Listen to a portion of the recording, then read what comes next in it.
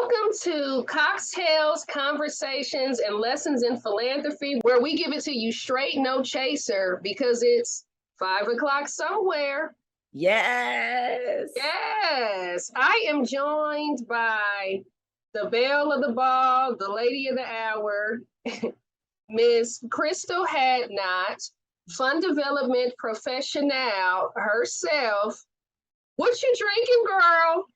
Girl, I am drinking a little bit of ginger beer with my favorite Malbec. Ooh. And a little bit of Prosecco. So it's like an interesting, weird mix. So I tell people if it was a Caribbean sangria, I guess. And I got blueberries on the inside. I'm here for that. It looks very refreshing and it's got antioxidants in it. Yes. Yes. Well, I am having a mango berry daiquiri. Ooh. Fresh out of my kitchen. I was feeling a little festive and, fruity today. So hence the daiquiri. So cheers to that. Cheers. So I had you to join me on Cocktails and Conversations because you, like myself, and a lot of the fundraisers or women in philanthropy, Black women in philanthropy in particular, have had some lessons, and I thought you could share some of your wisdom and lived experience with our viewers. So tell me today, what's something you have learned? What's your lesson? What jewels of wisdom would you share with an aspiring philanthropy professional? The first thing I would tell them, and I think it's probably my most major lesson learned, is that when you get into these spaces, because these spaces majority of the time does not look like us, that we feel the need to edit the version of us that shows our culture. And so the first lesson that I really learned is that show up in that job as yourself. That's the biggest lesson. Like, show up as yourself, because who you are will really make your strategies, will make the way you connect with people just better, all around better. Because as fund development professionals, we're basically storytellers. And if we're going to be storytellers, what better way to tell a story than your own story? And so you have to show up as yourself if you're going to bring yourself into this job and tell the story from your lens, from your perspective on the mission of the organization that you're representing. So the best thing to do is just show up as yourself. Don't edit who you are. Don't be like the next person next to you. Don't feel like you have to match everybody else in the room because, they all kind of look alike. And know that the real gem is when you show up in that room, in that space, and you do not look like the rest of them, all eyes are on you.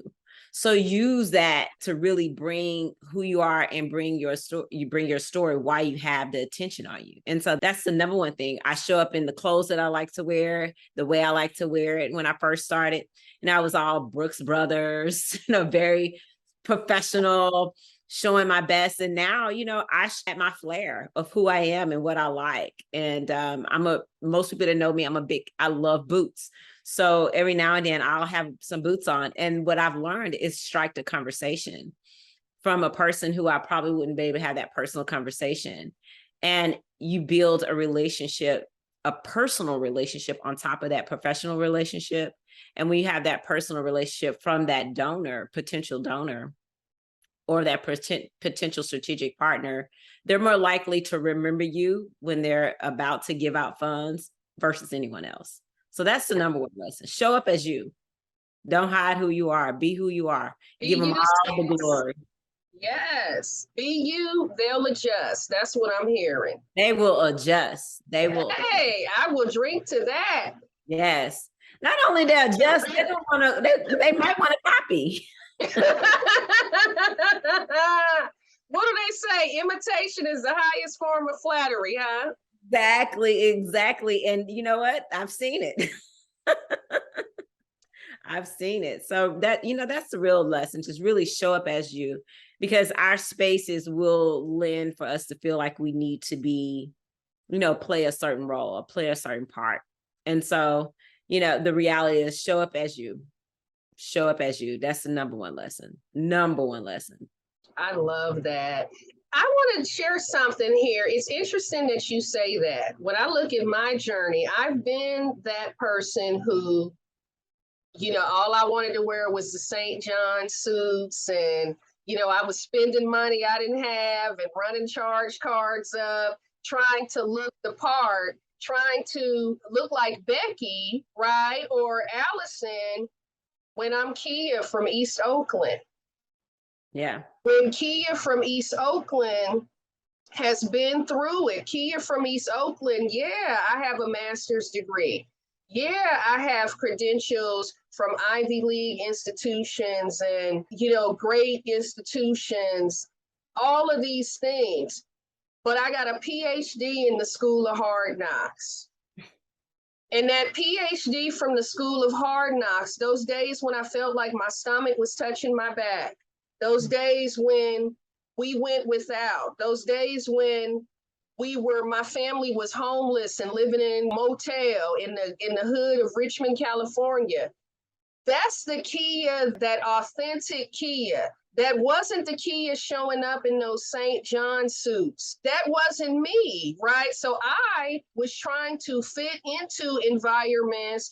And I've heard from women that do the work that we do.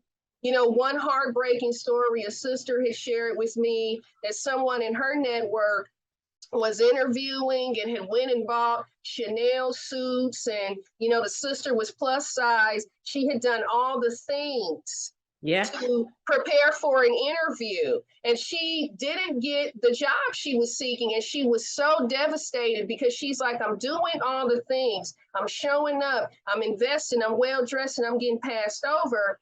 And I'm just reminded of that sister's circumstance. I'm reminded, and by hearing what you're saying, I'm reminded, and even from my own lived experience, that trying to fit that mold did not serve me. It was when I embraced Kia and went bald and started shaving my head and walking in that edginess and using some of the colloquial language that I use. And let's not get it twisted.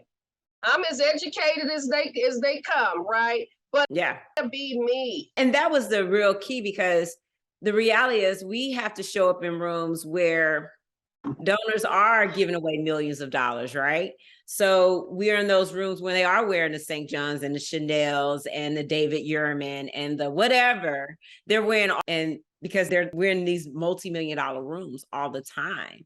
And what I had to realize is that my best skill set was developed for fund development and strategic partnerships, what I do, because I grew up without having resources.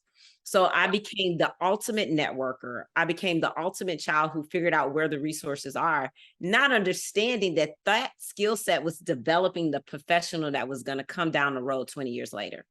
It's because I didn't have the resources. I learned how to find those resources. Now people actually pay me for that. Listen, somebody just shouted watching this right now. Yes. You know, I tell you to hold my mule now while I shout.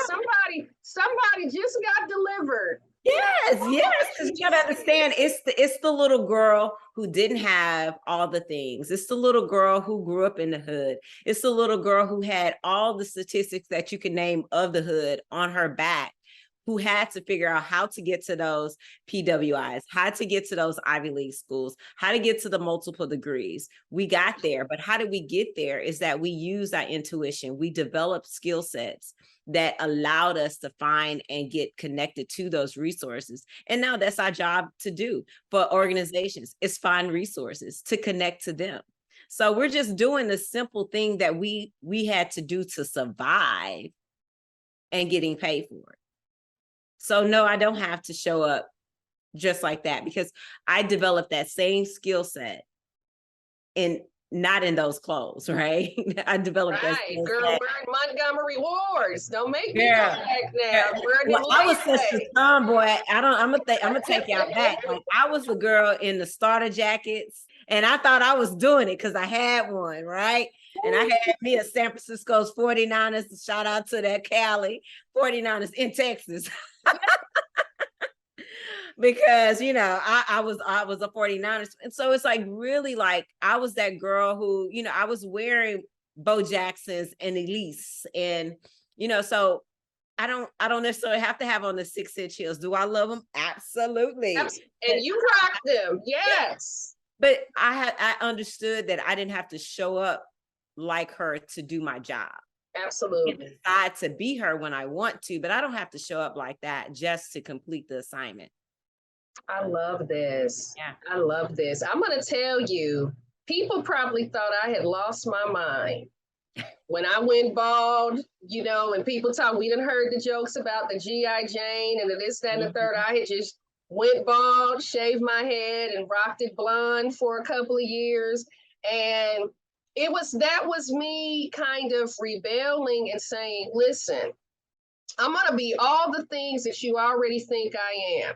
You're going to get these facial features, these cheekbones. You're going to get these eyebrows. I'm not hiding. Because for years, I would wear my hair in my face. If you look at pictures like that, because you look at pictures from my past, because I was hiding, I was ashamed for so many years. The poverty construct that I grew up in, the fact that we had modest means and we didn't have and we lacked and this, that, and the third. And part of my testimony is the very things that I lacked, the very things that were unearthed in me, or what I'm hearing you say, the very things that give you that lived experience and that pizzazz and that edge. And I'm going to go a little bit further.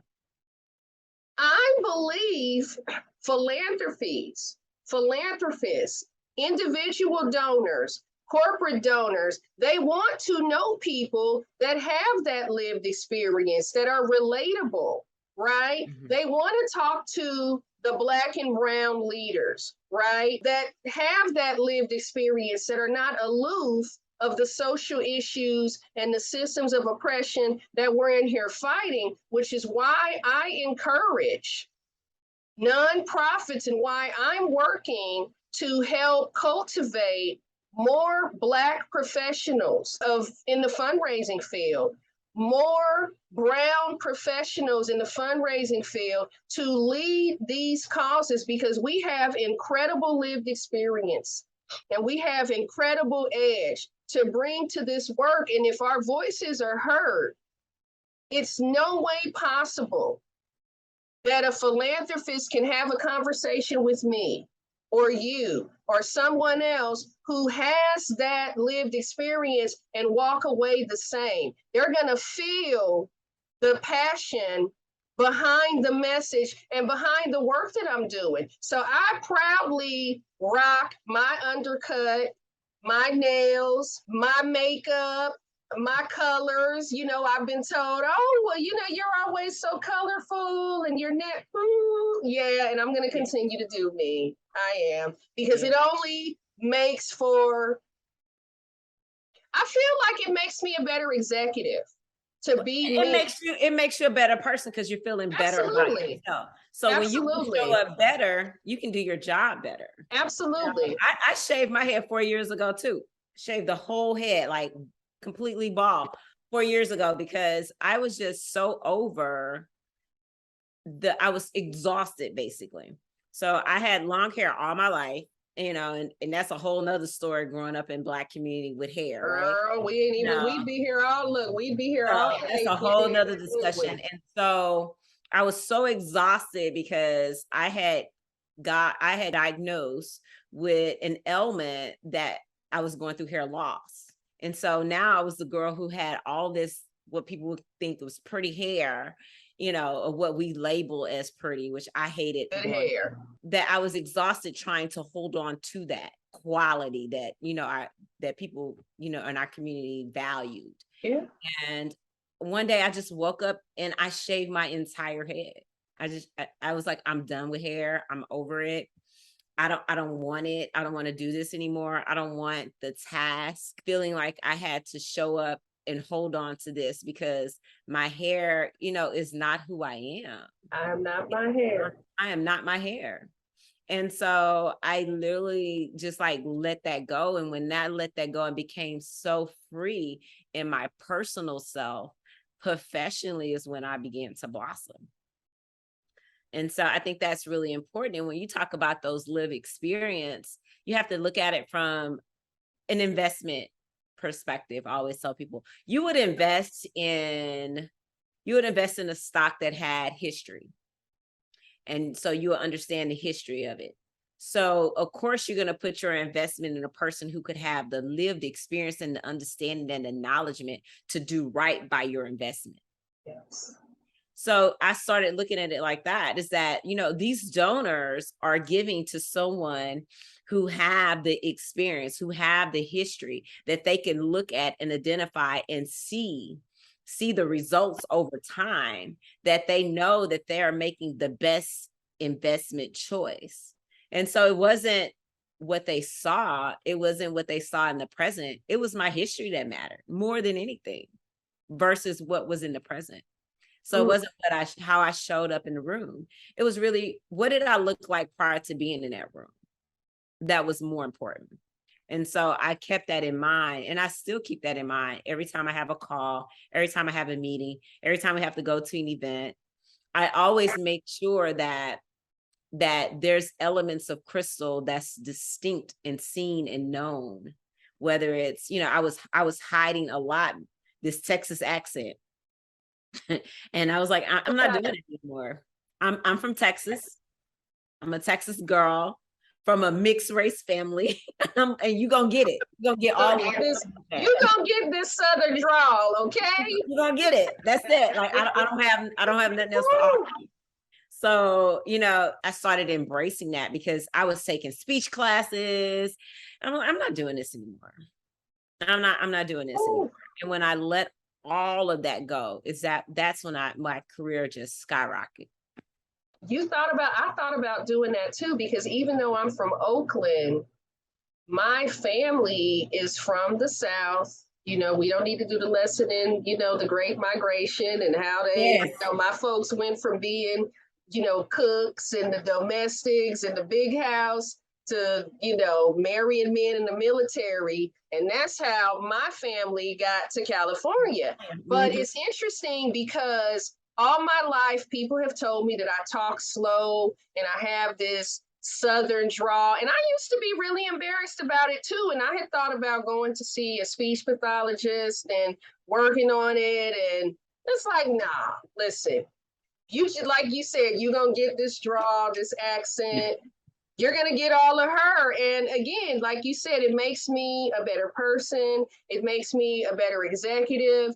And it makes demonstrate to folks that I mentor or even sponsor the importance of being themselves, their authentic selves. And I believe that it's so liberating because we ain't even going to talk about, the other stuff that happens to sisters working in our space, but embracing your authenticity and owning that is half the battle as far as I'm concerned. When you get that down and you accept it, the freedom that comes with that, it's like, I'll drink to that, sis. You got to raise a glass. You have to, because you know what? Just think about it. There's so many other battles that we have to fight. So many. Black female in this space. So the last battle we need to fight is how our hair look, how our voice sound, the clothes that we decide to wear. Most of the time, y'all gonna get these big hoop earrings. I love hoop earrings. I love a hoop earring now. Don't play. You're gonna get it. You're gonna get, yes, I have 6 piercings. You're gonna get it. You might even get a tattoo every once in a while. If I have 3 tattoos. If it's hot, especially if it's hot, you might get a tattoo every once in a while. Listen. There's so many other battles that's out of our control that we have to fight that we shouldn't be fighting ourselves. All right? Fighting our identity. That shouldn't be the battle that we have to fight because we have to already show up unloaded. just to exist in the space, right? Because I mean, just to exist in the space, because we're what now, we're 2.5% of the population of Black execs in this industry. Yeah. Percent. 2%. And that's Blacks. That's not Black female. That's a whole nother conversation of small percentage. We're just Blacks. It's 2.5% of us in the industry. Oh yeah, if you talk about executive leadership, executive level, especially, and it gets more finite when you're talking about just straight fundraisers. Because I remember when it wasn't not in the space of being, because most of the time we only allowed to be at our organizations, right? But I remember when it wasn't even as colorful as it is now. Yeah. When I started my fundraising career essentially in Metro Atlanta, and I remember going to conferences and bidders conferences and, events, and it was white males and it was white females that were practitioners, and that would have the prevailing narrative be, they know what's best. They have the best prescriptions in terms of, pedagogies and approaches to doing the work, and they know better. You're not from where I'm from. You don't strike a rapport with the constituents that we serve. And at the time, I was working for an organization that was serving, quote unquote, chronically homeless people.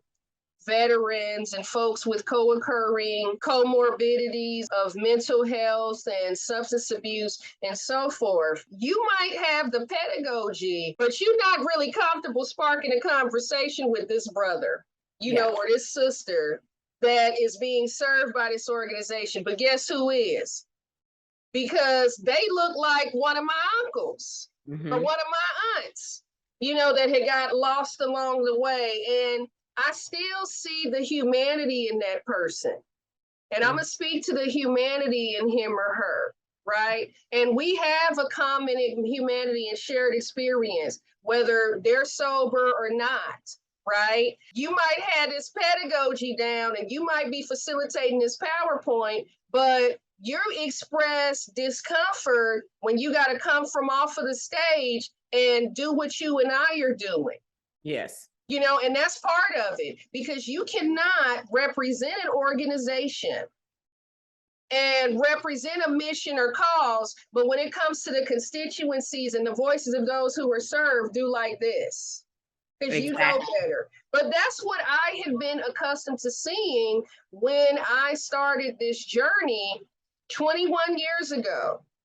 Yeah. And I have been doing this work up until recently, feeling subjugated and feeling as though that lived experience really meant nothing. It was all about the merits and the credentials and so forth. And I'm so glad that when I shed that hair 4 years ago and went bald, and folks thought I was crazy, thought that I was going through something. I was going through something. I was shedding those things that had been perpetuated on me.